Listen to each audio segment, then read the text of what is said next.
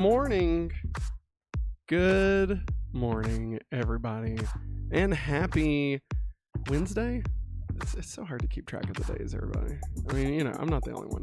I'm sure. It's the day before Thanksgiving. Let us know in the chat what you're thankful for. I'm thankful for this cup. We got some fun stories for you.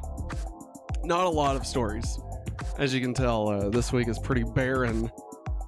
That's a reference to last night's Smallville episode. I do this mainly just to make myself laugh. So, it's always a success.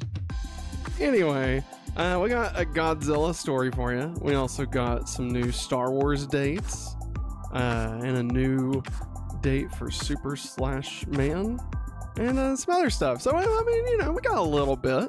We're going to talk about. So, let's go ahead and dive in. I hope you're ready for some pumpkin pie tomorrow. I sure know I am. All right.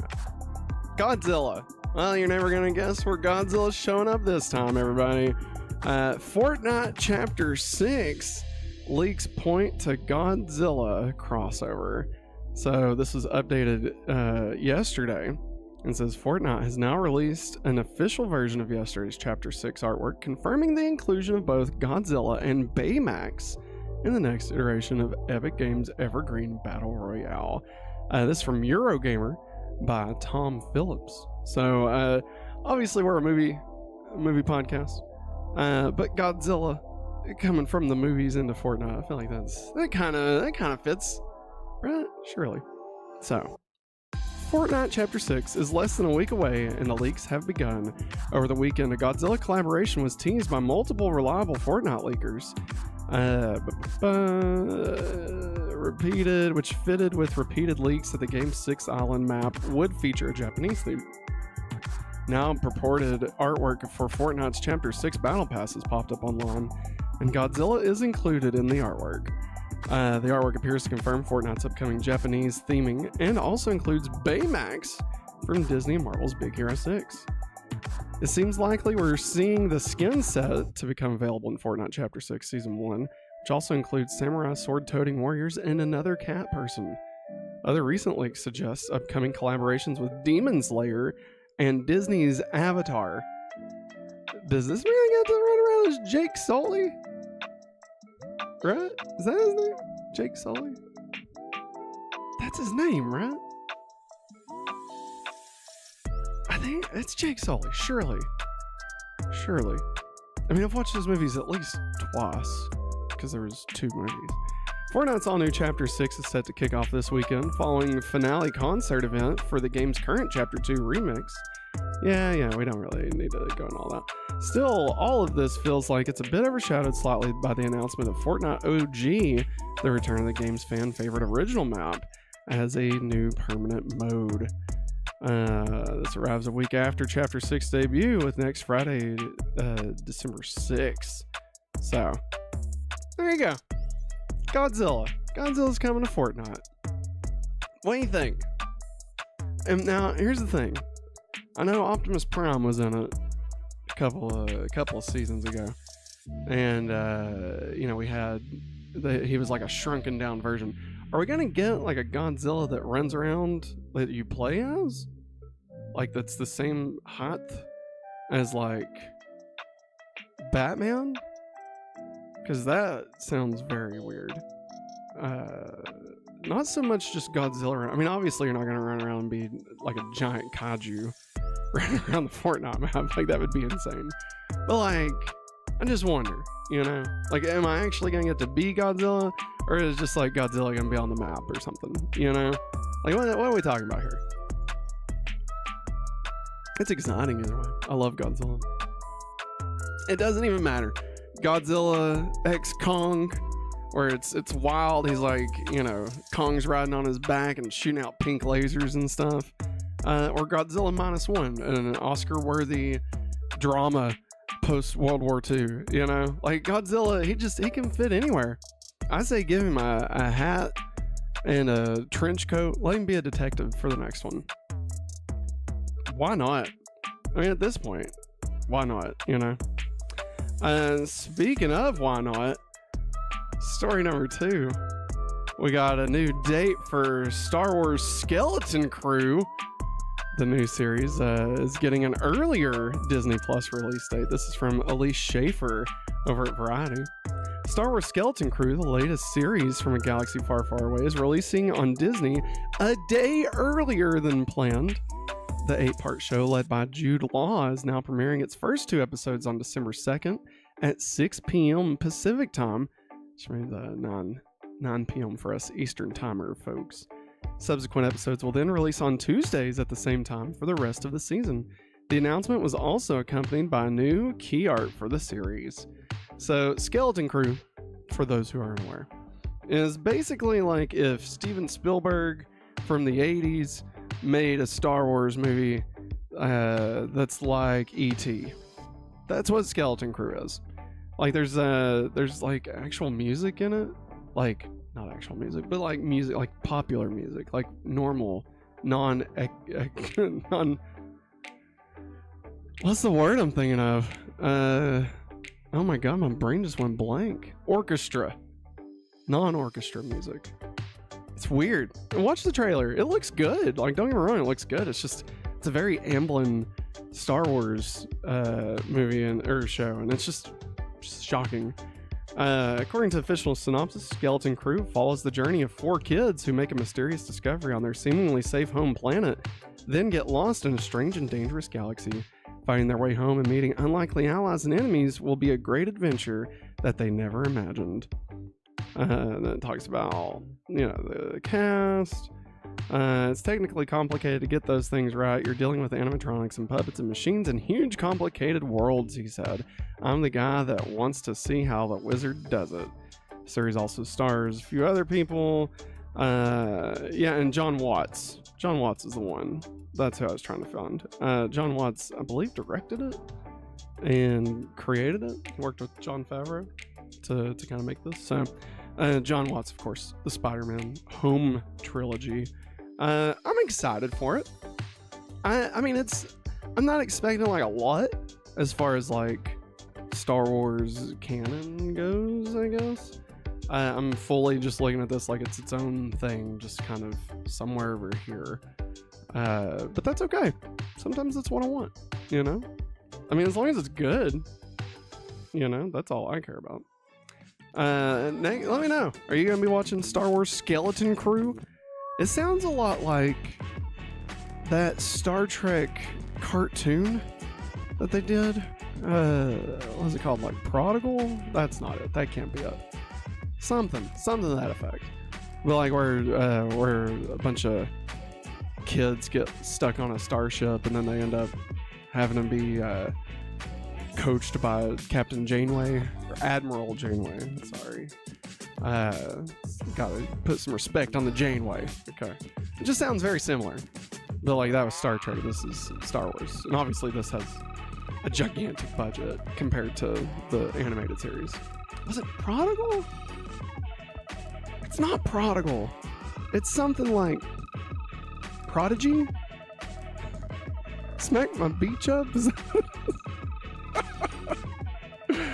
Alright. Moving on. Next story. This is from Variety. I don't see a name on this. Hang on. What's by Jazz Tengke and Matt Minton. There you go. That's who wrote this. Super Slash Man, the Christopher Reeve story, sets Max streaming date. So we got a little bit of information about this new documentary about Christopher Reeve, which I can't wait to watch. It had a small run in theaters, which unfortunately did not get to go watch, but I've heard nothing but good things about this. So if you're a fan of Superman or just Christopher Reeve in general, apparently this is going to be one of those that just punches you right in the soul bone. So definitely worth checking out. The Sky's the Limit as the award-winning documentary Super Slash Man, the Christopher Reeve story, will officially release on Max December 7th. The film originally had its world premiere at the 2024 Sundance Film Festival, where it was met with strong critical reception. Most recently, the film had a theatrical run in the US and won 6 Critics' Choice Documentary Awards for Best Director, Best Editing, Best Score, Best Archival Documentary, and Best Biographical Documentary. It tied for Best Documentary Feature with Netflix's Will and Harper. Also a fantastic documentary. Highly recommend. God, what a great cup. Should you get that cup in the shop? Super Slash Man, the Christopher Reeve story, tells the true story of the late actor Christopher Reeve after a life-altering horseback incident in 1995 left him paralyzed from the neck down. The film follows his life before and after the accident as he took on the lead role of 1978 Superman the movie, using his fame to help fund medical research and inspire hope and perseverance in others. I love it. I mean, honestly, Christopher Reeve is just fantastic. I mean, he was my Superman growing up, obviously. Unfortunately, at one point, Dean Cain became my Superman because Lois and Clark cared. And as we all know, Dean Cain, garbage human being. So, I usually say a certain phrase here about Dean Cain. If you're a regular, hopefully awesome watcher, you know what I want to say. But I try and keep the morning show a little bit clean for everybody. So, you know. If you know, you know. Dean Cain's terrible. Last bit of news.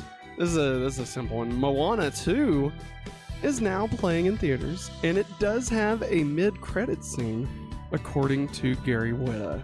So, if you're going out, if you want to know what happens next in the Moana verse, then be sure you stay for the mid-credit scene. I'm assuming it's gonna be a joke. That's usually what they do with these. Positive reviews coming in for Moana 2. I'm not like surprised that it's good, but apparently it's really good. It's not as good as the first one, is what I'm hearing. And it's actually, the music is not as strong. But Lin-Manuel Miranda didn't return for this one, so. It was originally supposed to be a TV show for Disney Plus, but then they ended up saying, hey, I bet we can make money off of this. So let's merge it into a 2-hour movie instead of a 6-hour series. It sounds like classic Disney, you know, about Toy Story 2 did basically the same thing to that. They're like, hey, you know, we're just gonna do a straight to VHS sequel like we do with all this crap. And then what do they know? They're like, oh, we could make money, so let's put it in there. And Pixar was like, no way, this sucks. Let's redo the entire thing in 9 months. So I respect Toy Story 2. Not my favorite Toy Story, but I respect it. So will I respect Moana 2 in the same way? I don't know. Me and my daughter, we actually watched the first Moana again day before yesterday. And it was, you know, I obviously we hear the music a lot. She's 4, so we hear a lot of Disney music. A lot. And Gabby's Dollhouse. I don't want to talk about it. And so I'd remembered the music, obviously, but man, it's actually like just a really good story, you know? Like acceptance, trusting yourself in spite of others, you know, having belief in yourself. It's good. It's a great story. Very empowering. No wonder they made a sequel, you know?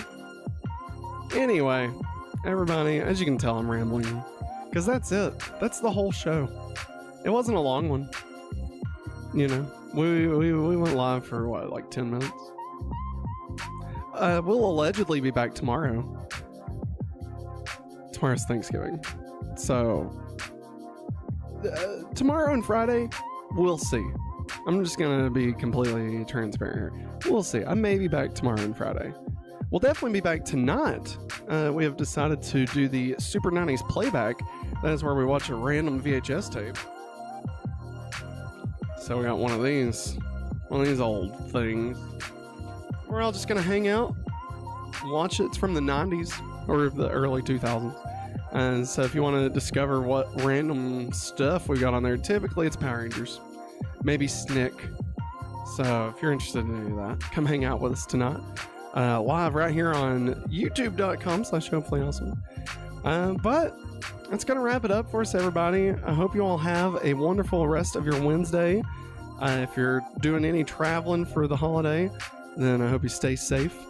and enjoy all the food. Eat you some pumpkin pie, get you some eggnog. Do lots of shopping. We got Black Friday sales going on. Speaking of Amazon Prime, you can get a free 30-day trial. Use the description of this very episode to get you a free link. You get 30 days, and it helps support Hopefully Awesome. So you don't even have to pay for Prime, and then you also get the Prime deals. Bingo, bango, bungo, as they say. All right, that's it. I'm going to stop. Everybody, thanks for watching. Have a great rest of your week. Hopefully I will see you tomorrow. But if not, I will see you at some point. So, thanks for watching. And as always, have a hopefully awesome day. Goodbye.